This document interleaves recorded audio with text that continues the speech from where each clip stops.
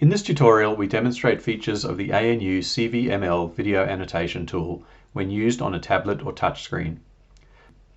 Most of the features are the same as on a desktop, such as scrubbing through the video and tapping the navigation buttons. To draw a bounding box around an object, make sure the object mode is selected. Then, tap and drag in the video panel to add the bounding box. Now select the object category. You can fine-tune the location by dragging the control points. However, be careful that you touch the control point and do not accidentally add a new object, which can easily be deleted if you do.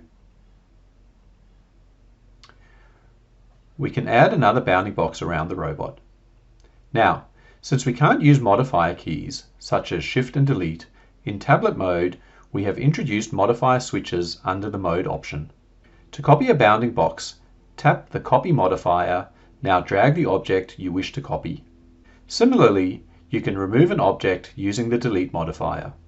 On a desktop or a laptop, you would simply hover over the object and press Delete on the keyboard.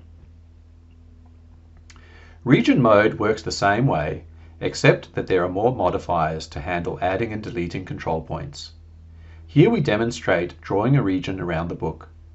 Tap to add new points, and then tap the first point when done. Points can be dragged around as needed, and points added or deleted from existing regions using the modifiers.